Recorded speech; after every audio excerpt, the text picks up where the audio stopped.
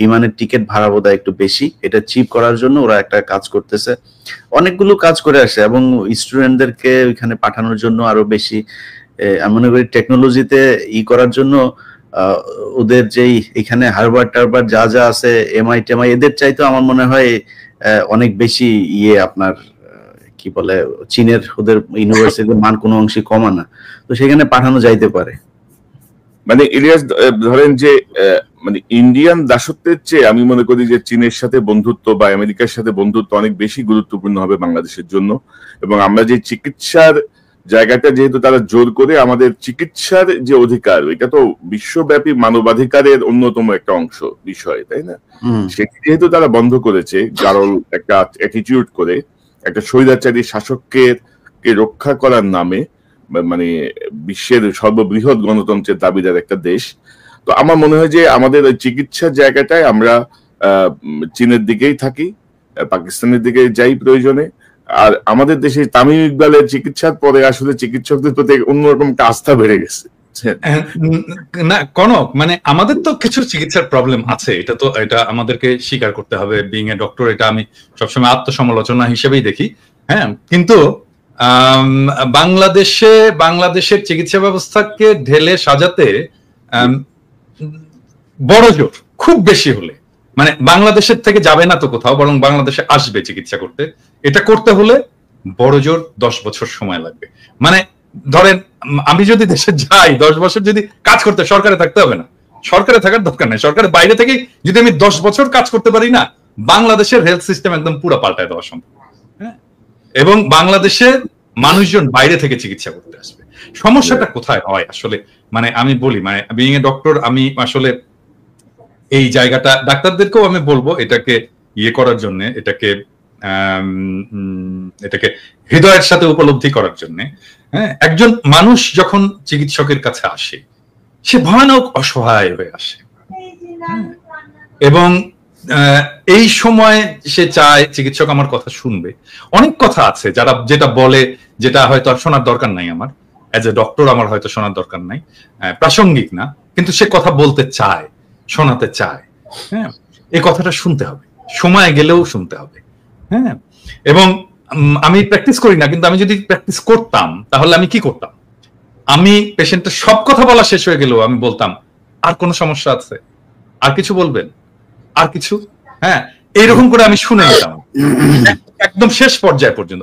এবং পেশেন্টের কথা যদি শোনা যেত সমস্ত, তাহলেই দেখতেন যে আমাদের রোগীরা স্যাটিসফাইড হয়ে যেত। এটা একটা বিষয়। আর 2 নাম্বার হচ্ছে যে আমাদের হেলথের মধ্যে কিছু মাফিয়া ঢুকেছে। হ্যাঁ, মাফিয়া এটা সব ব্যাপারে, যেমন হসপিটাল মাফিয়া হয়েছে, তারপরে ফার্মাসিউটিক্যালস এ মাফিয়া হয়েছে, হেলথ ইকুইপমেন্টস এ মাফিয়া হয়েছে। আমি একটা এক্সাম্পল দিই আপনাদেরকে। ধরেন বাংলাদেশে আপনি একটা পেসমেকার বসাবেন আপনার বুকে, আপনি পেসমেকার বাংলাদেশে তো হয় না, এটা কিনে আনতে হয়, বাইরে থেকে ইম্পোর্ট করতে হয়। তো আপনার বুকে যে পেসমেকারটা বসানো হবে, আপনি ধরে নিতে পারেন যে 90% ক্ষেত্রে ওই পেসমেকারটার যা দাম, আমি এখন জানি না কত দাম, ধরেন এটার দাম ধরেন 3 থেকে 4 লক্ষ টাকা। এই 4 লক্ষ টাকা যদি দাম হয়, তাহলে ডাক্তার সাহেব ওইখান থেকে 70 থেকে 80 হাজার টাকা কমিশন পাবে। হ্যাঁ, আমার সাথে চ্যালেঞ্জ করতে এসেন না ডাক্তার সাহেবেরা এবং ডিভাইস কোম্পানিরা, চ্যালেঞ্জ করতে এসেন না, আমি একেবারে খাইয়া দিব কিন্তু। হ্যাঁ, তো তাহলে এই যে 70 হাজার টাকা গেল, এই টাকাটা তো পেশেন্টের পকেট থেকে গেল। এবং এটা তো ডাক্তারের দরকার ছিল না, কারণ ডাক্তার তো ডিভাইসের মালিক না, ডিভাইসের মালিক তো ডিভাইস কোম্পানি, ডিভাইসের একটা দাম আছে, তৈরি হয়েছে, এবং এই দামটা আমি পেশেন্টের পকেট থেকে বের করে আমি ডাক্তারকে দিয়ে দিলাম। এবং এই জন্যই বাংলাদেশের চিকিৎসা খরচটা স্কাই রকেট হয়ে গেছে। হ্যাঁ, শুধু তাই না, মানে হসপিটালে যদি আইসিইউ এ, ইন্টেনসিভ কেয়ার ইউনিটে কোনো পেশেন্টকে কোনো ডাক্তার রেফার করে, সেই ডাক্তার ওই বেডের একটা ভাড়ার অংশ পায়। হ্যাঁ, সেই জন্য ইন্টেনসিভ কেয়ার ইউনিটে যখন পেশেন্ট থাকে, বিশাল একটা বিলের বোঝা তার কাঁধে চাপে। সো এই যে হেলথ মাফিয়া যেভাবে ধরেছে বাংলাদেশের হেলথ সেক্টরকে, এইটা থেকে মুক্ত করার জন্য একটা খুব স্ট্রং অ্যাক্টিভিজম দরকার, স্ট্রং পার্সোনালিটি দরকার, যাকে আসলে খাইয়া দিতে পারবে না এই মাফিয়া ইন্ডাস্ট্রি। দেশে আমি ফিরে গেলে আর কি, হ্যাঁ, মানে আমার সামনে এসে হয়তো মাস্তানি করতে পারবে না আর কি, আই বিলিভ যে এই মাফিয়া গ্রুপ। এবং এইটাকে বন্ধ করতে না পারলে আপনি এই হেলথে রিফর্ম করতে পারবেন। মাফিয়াদেরকে বন্ধ করতে হবে, মাফিয়াদেরকে খাইয়া দিতে হবে, মাফিয়াদেরকে খাইয়া দেওয়ার মতো ক্ষমতা বান কাউকে এটাকে ড্রাইভ করতে হবে। হ্যাঁ, সেটা যেই করুক, হ্যাঁ, সেটা আমি তাকে সাপোর্ট দেই বা আমরা সবাই মিলে তাকে সাপোর্ট দেই বা সে নিজেই এটাকে ড্রাইভ করবে। দাদা আরেকটা বিষয় আমি জাস্ট আপনার সঙ্গে যোগ করি, ধরেন মেডিকেল রিপ্রেজেন্টেটিভ মানে যে পরিমাণ ঘুষ দেয় ডাক্তারদেরকে, বাড়ি থেকে শুরু করে মানে চেম্বার সাজায় দেওয়া পর্যন্ত, এবং ভালো ওষুধ কিন্তু বাংলাদেশে তৈরি হয়, খুবই ভালো মানের ওষুধ, আন্তর্জাতিক মানের ওষুধ কিন্তু বাংলাদেশ ম্যানুফ্যাকচার করে, কিন্তু এমাররা যে ডাক্তারকে ঘুষ দিয়ে মানে তার কোম্পানির ওষুধ লিখতে বাধ্য করে, মানে এই যে অনৈতিক যে কাজগুলো, আমার তো মনে হয় যে খুব রিসেন্ট যদি ধরেন এই কমিশন বাণিজ্য আর এমআরদের এই অ্যাক্টিভিটি বন্ধ করা যায়, চিকিৎসা ব্যবস্থায় ধরেন 50% একটা ডেভেলপমেন্ট আমরা দেখতে পাবো। এটা হচ্ছে কি, এটা সামগ্রিক মেধাহীনতার বিষয়। মানে আমিও তো এখানে ফার্মাসিউটিক্যাল কোম্পানিতে কাজ করি, তাই না?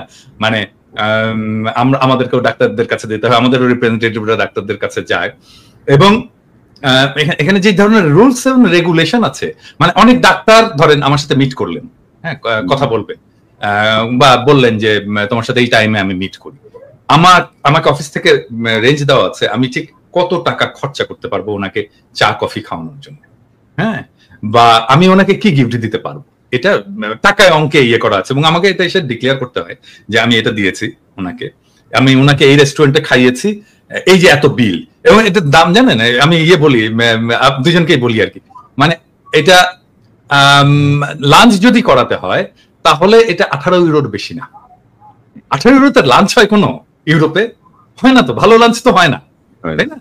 মানে আদতে আসলে আমরা কিছু করতে পারি না, আমরা এই দেশের ডাক্তারদেরকে গিফট, স্যাম্পল, এইটা সেটা এগুলো আমরা দিতেই পারি না। আমাদেরকে করতে হয়, আমাদের ইন্টেলেকচুয়াল কাজ করতে হয়, আমাদের রিসার্চ করতে হয়, রিসার্চ ডেটা দেখাইতে হয়, এটা দেখায় কনভিন্স করতে হয়, হ্যাঁ, অন্য কিছু করার এখানে সুযোগ নাই। ওই সিস্টেমটা বাংলাদেশে ইমপ্লিমেন্ট করা সম্ভব, এবং যেহেতু এটা করতে পারছে না বাংলাদেশে ফার্মাসিউটিক্যাল কোম্পানিগুলো, সেই জন্যে তারা ডাক্তারকে যে টাকা দেয়, মাসোহারা দেয়, মানে মাসে মাসে খাম দেয়, হ্যাঁ। এরকম এটা কিরকম জানেন, মানে এটা বলি না, এটা যারা শুরু করেছে, যারা এটা ইয়ে করেছে, এইরকম একটা কোম্পানির একজন সেলস ম্যানেজার আমার কোম্পানিতে চাকরি শুরু করলো আর কি, হ্যাঁ। তো আমি তাকে জিজ্ঞেস করলাম যে এই যে আপনারা যে টাকা পয়সা দিতেন এটা কিভাবে, তো খুব লজ্জা পাচ্ছে যে স্যার এইটা আর বললেন না স্যার, এটা যে কিভাবে করতাম, অনেক পায়াস ডাক্তার ছিলেন, টাকাটা নিতে চাইতেন না। তখন আমরা একটা টেকনিক করতাম। কি টেকনিকটা হচ্ছে আমি যে বলতাম, ডাক্তার সাহেব এটা তো আপনার কাছে আসতোই, ডায়াগনস্টিকেরও কিন্তু একই জিনিস, ডায়াগনস্টিক যে টেস্ট হয় সেটারও একই জিনিস, ডাক্তার সাহেব এটা তো আপনার কাছে আসতোই, হ্যাঁ, এটা আমার কাছে এসছে থাকবে, হ্যাঁ, এটা কাজ করি ডাক্তার সাহেব, আপনি একটা এতিমখানায় দিয়ে দেন, আপনার হয়ে আমরা দিয়ে আসবো ওখানে, হ্যাঁ।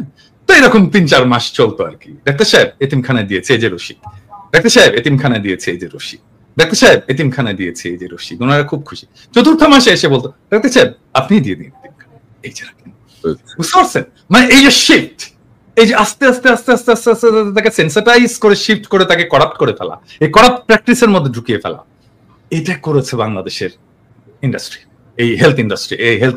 এবং আপনি তো দাদা ওইটা তো জানেন না, এখন চিকিৎসকদের প্রেসক্রিপশন ছাপায় দেয় এমআর মানে ওষুধ কোম্পানিগুলা, এবং যেটা নিচে এরকম একটা কার্বন পেপার থাকে, কি প্রেসক্রিপশন লেখা হচ্ছে ওইটা শেষ হওয়ার পরে জমা দিতে হয়। মানে এইটা তো মাইর ছাড়া উপায় নাই, অবস্থাটা ছাড়া উপায় নাই, ধরে ওই কোম্পানিকে ধরে কোম্পানির মালিককে একদম সপাং করে মাইক দেওয়া উচিত, গুলিস্তানে কামানের উপরে দাঁড় করায়। যে কোম্পানি এটা করেছে সেই কোম্পানির মালিককে অথবা মার্কেটিং ম্যানেজারকে। এখন এই প্রসঙ্গে আপনারা বলতে পারেন যে দাদা আপনি তো বাংলাদেশে ফার্মাসিউটিক্যাল কোম্পানিতে কাজ করেছেন, ইন্ডাস্ট্রিতে কাজ করেছেন, এই ধরনের কাজ কি আপনি করেছেন? মানে এই রকম কাজ আর কি না, আমি করিনি। আমার কোম্পানিতে কাজ করেছে এরকম অনেক লোক আছে এখন, হ্যাঁ। মানে অ্যাটলিস্ট আপনি বাংলাদেশের ইন্ডাস্ট্রিতে খোঁজ করলে আমার D16 কাজ করেছে, আমি ধরেন লাস্ট তো কাজ করেছি D16 2010 থেকে 18 পর্যন্ত 8 বছর D16 কাজ করেছে। সেই সময় ধরেন এখন আপনি প্রায় 300 লোক পাবেন D16 কাজ করে এসছে, যে কারোর সাথে কথা বলতে পারেন, নরমালি তো যে প্রেসক্রিপশন নিয়ে ডাক্তারের চেম্বার থেকে বের হলে ওষুধ কোম্পানির লোকজন দেখতে চাইতো যে প্রেসক্রিপশনটা একটু দেখি ডাক্তার সাহেব কি ওষুধ লিখছে। পরে তারা ডাক্তারকে আর ট্রাস্ট করলো না, মানে এত ঝামেলায় গেল না, তারা প্রেসক্রিপশনের বই ছাপাই দিছে, যা লিখবেন কপি থাকবে, আমি জাজ করবো যে আপনি। এটা রোগীদেরকে বলতে চাই, প্রেসক্রিপশন হচ্ছে অত্যন্ত প্রাইভেট একটা বিষয়, প্রপার্টি, হ্যাঁ, অত্যন্ত প্রাইভেট রেকর্ড, এবং এইটার ছবি তোলা অন্য কাউকে দেখতে চাওয়া এক্সেপ্ট ফার্মাসিস্ট, এটা আইনত নিষিদ্ধ, আইনত নিষিদ্ধ, হ্যাঁ।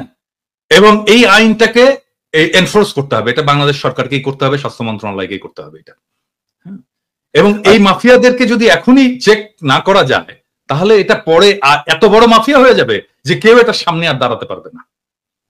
এবং আমি এই প্রসঙ্গটা আসতে ভালো হয়েছে আপনি যদি বলেন যে এই যে কমিশন আপনার এমআর এর বাইরে হচ্ছে প্রাইভেসি।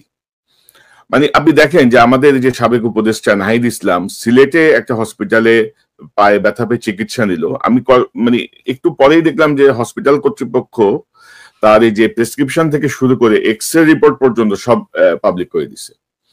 তো আজকে যদি আপনি একটা চিকিৎসা নিতে যান, আপনি নিশ্চিত থাকেন বাংলাদেশে চিকিৎসা করবে, আধা ঘন্টার মধ্যে আমি আপনার পুরো রিপোর্ট বের করে ফেলতে পারবো, যে আপনার ব্লাড রিপোর্টে কি আছে, এক্সরেতে কি আছে, ডাক্তার কি অ্যাডভাইস করছে সব। ডাক্তার ইন্টারভিউ দিয়ে বলবে যে তামিম ইকবালের মতো উনি তো সিগারেট খায়, উনি তো মদ খায়, উনি তো এই করে, সব বলে দিবে। কিন্তু মানে এটা এক ধরনের মানে এই এথিক্যাল এই জায়গাগুলি কিন্তু এথিক্স এর মধ্যে আছে না দাদা, এটাতে পড়ানো হয়, তো পড়ানো হয়, এখন পড়ানো হয়, মানে আমরা পড়ে এসেছি, এখন পড়ানো হয় কিনা আমি জানি না, কিন্তু আমরা পড়ে এসেছি, হ্যাঁ, আমরা পড়ে এসেছি, এবং আমাদেরকে ওথ নিতে হয়, একটা শপথ নিতে হয়, হ্যাঁ, এবং সেই শপথের মধ্যে এই প্রাইভেসি, রোগীর প্রাইভেসির বিষয়টা আছে, এটা আমরা বলতে পারি না, এটা কোনো ডাক্তার বলতে পারে না। এবং আমি আসলে অবাক হয়েছি যে একটা অপারেশন টেবিলে নাহিদ বসে আছে এবং ছবি তোলা হচ্ছে, নাহিদেরও উচিত হয়নি ছবি তুলতে দেওয়াটা, নো ওয়ে, হ্যাঁ। তামিম ইকবাল আইসিইউতে ডাক্তাররা তার ছবি তুলতেছে, ভিডিও করতেছে, ডাক্তার বা হসপিটালের লোকজন, আমি জানি না এক্স্যাক্টলি ডাক্তার কিনা, কিন্তু এগুলো তো অন্যায়, এগুলো তো রোগীর প্রাইভেসি লঙ্ঘন। এবং ভবিষ্যতে তামিম ইকবাল বা একটু পরিচিত রাজনীতিবিদ বা অন্য কেউ এই বাংলাদেশে চিকিৎসা না করার আরেকটা অন্যতম কারণ হচ্ছে তার প্রাইভেসি থাকবে না, তার অনেক ধরনের সমস্যা থাকতে পারে, সেই সমস্যা গোপন থাকবে না। ডাক্তার অন্তত তার বৌরে যায় বলবে যে আজকে তো পিনাকি ভট্টাচার্য আসছিল, আরে জানো না এই সমস্যা, বুঝছেন তো। তার বউ আবার ধরেন রাষ্ট্র হয়ে যাবে পরের দিন স্কুলের বান্ধবীদের কাছে, মানে অভিভাবক বান্ধবীদের কাছে। তো দাদা আমরা একটু ইয়েতে থাকি, আর প্রসঙ্গটা ইয়ে না করি, যে ধরেন সামনে সরকার কিন্তু বিএনপি সরকারি, মানে বিএনপির বাইরে কিন্তু নতুন কোন দল রাষ্ট্র ক্ষমতায় যাবে এটা ভাবার কোনো সুযোগ কিন্তু নাই, মানে আপাতত আর কি বাংলাদেশের যে প্রেক্ষাপট বা সবকিছু। কিন্তু সেখানে ধরেন বিএনপির মধ্যে এক ধরনের অস্থিরতা আমরা দেখছি, মানে সংস্কারের জায়গাটা আমরা যতটুকু আমরা বুঝি যে এই অনির্বাচিত সরকার বলেন আর যাই বলেন, ডক্টর ইউনূস সরকারের পক্ষে যতটুকু সংস্কার বা বিচার করা সম্ভব এটা আর অন্য কারো পক্ষে সম্ভব না। মানে পলিটিক্যাল গভর্নমেন্ট আসলে এটা আসলেই সম্ভব না কোনোভাবেই, নানা রকমের চাপে, নানা রকমের কিছুতে। আর পলিটিক্যাল নেতারা তো সব একে অপরের ভাইরা ভাই, তাই না? তো অনেক ভাইরা ভাইয়ের রিকোয়েস্ট অনেক কিছু ওলটপালট হবে। তো মানে আমরা কি মানে জনগণ চাচ্ছে একটা দীর্ঘ সময় থাকুক ডক্টর ইউনূস, বিএনপি চাচ্ছে ডিসেম্বরের মধ্যে নির্বাচন হোক। এক হুজুর দেখলাম ওয়াজের মধ্যে বলতেছে ইউনূস সাহেব যতদিন বেঁচে থাকেন ততদিন যেন নির্বাচন না হয়। তো আবার ইউনূস সাহেবের প্রেস সেক্রেটারি আবার বলেছেন যে না ডিসেম্বরে নির্বাচন হবে। অর্থাৎ এক ধরনের একটা জটিল পরিস্থিতি তৈরি করা হচ্ছে। এবং এরকম একটা বিপ্লবের পরে আমরা যদি সিরিয়ার দিকে তাকাই বা অন্যান্য বিপ্লবোত্তর দেশগুলোর দিকে তাকাই, তার প্রেক্ষাপটে আমাদের প্রেক্ষাপট কিন্তু অনেক বেশি, মানে কি বলবো, মানে মনে হচ্ছে যে বিপ্লবটা একটা পানি ভাত আর কি, এটা কিছুই না, এটা হইতেই পারে। মানে মানুষ এভাবে জীবন দিবে, মানুষ এভাবে অন্ধ হবে, পঙ্গু হবে, এটা সব খুবই স্বাভাবিক। তো আপনি আপনার কাছ থেকে একটু শুনি, তারপর ইলিয়াসের কাছে যাব। না, প্রথম বিষয়টা হচ্ছে যে ডেফিনেটলি আমাদের একটা পলিটিক্যাল গভর্নমেন্ট আসতে হবে, সেটা আসবে, এবং এটা আমাদের সবারই প্রত্যাশা। এবং এটা যেটা কোন বললেন আপনি যে আগামী নির্বাচনে বিএনপি আসবে, আমরা তো মনে করি বিএনপি সর্ববৃহৎ দল, তারই আসা উচিত, সেটা ঔচিত্যের ব্যাপার আর কি। আসবে কিনা সেটা ডিপেন্ড করছে অনেকগুলো ফ্যাক্টরের উপরে। হ্যাঁ, আমি সেই ফ্যাক্টর গুলো একে একে আলাপ করবো। অনেকে বলে যে আমি নাকি নির্বাচন চাই না, মোটেও না। বিষয়টা হচ্ছে কি যে শেখ হাসিনা তো সমস্ত সিস্টেমটাকে ডিস্ট্রয় করেছে, হ্যাঁ, সমস্ত সিস্টেম, মানে ইলেকশন কমিশন থেকে শুরু করে জুডিশিয়ারি, প্রশাসন, পুলিশ, আর্মি, কোন ইনস্টিটিউশন, স্টেট ইনস্টিটিউশন বাকি নাই।